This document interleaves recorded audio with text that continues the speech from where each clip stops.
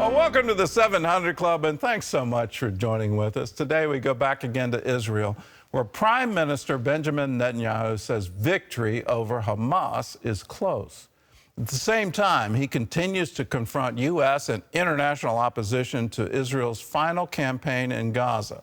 The country is on high alert for attacks during Ramadan.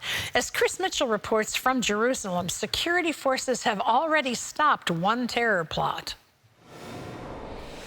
With Israel facing growing pressure not to go after Hamas in Rafah, Netanyahu told Fox News victory is within reach. Victory is close.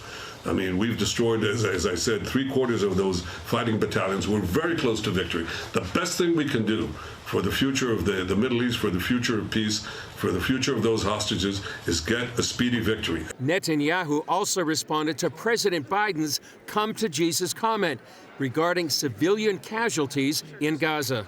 I'm not familiar with the term, even though Jesus wasn't born that far away from here.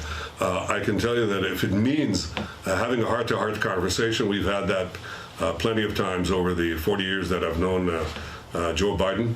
Amid claims of lack of food, the UN seeking to deliver aid to Gaza by sea, sending a ship with 200 tons of food. At the beginning of Ramadan, Netanyahu's wife Sara sent a personal letter to the Emir of Qatar's mother with Ramadan wishes and a plea for the release of the hostages in Hamas captivity.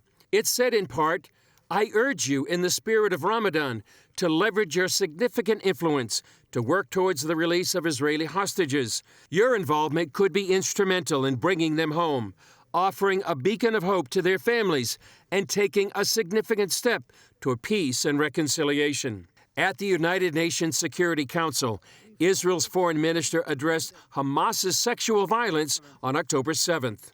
Hamas is not speaking on behalf of the Muslim world, and we are asking you to condemn the sexual violence crimes these barbarians committed in the name of the Muslim religion. As Ramadan begins, Israeli forces are on high alert in case of an increase of violence and terror attacks. On Monday, hundreds of Israeli Arabs prayed peacefully up on the Temple Mount at the Al-Aqsa Mosque. However, Israeli security forces did kill a terrorist on his way to commit a major terror attack in the center of the country. It's why many Jews and Christians are asking for more prayers for the peace of Jerusalem and Israel during the month of Ramadan. Chris Mitchell, CBN News, Jerusalem. Well, let's pray for the peace of Jerusalem. Let's pray for the peace of Gaza. Let's pray for the people who are under incredible warfare. And that's the word for what is going on in Israel right now. And the terror attacks continue to happen. The ideology has so taken hold that they want to drive Israel into the sea. And the whole phrase, from the river to the sea, Palestine will be free. What that means is they want to wipe out the Jewish people. But that will not happen, and it won't happen under our watch. It won't happen under Benjamin Netanyahu's watch. They're going to do whatever is needed to eliminate Hamas so it can no longer wage any attack against Israel. The Prime Minister said, well, you know, Jesus was born near him. Let me point out one fact. Back in the 1970s, I used to go to Bethlehem.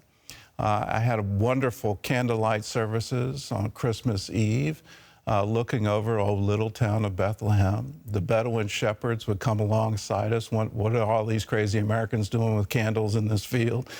And so we had these wonderful praise and worship moments. In those years, 80% of the population of Bethlehem was Christian. And then there was a peace accord. And in that peace accord, Israel traded land for peace. And Bethlehem was turned over to the Palestinian Authority.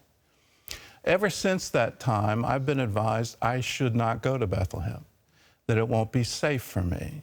And it's not safe for Christians there because the population has completely reversed, where now it's 20% Christian, what used to be 80% Christian.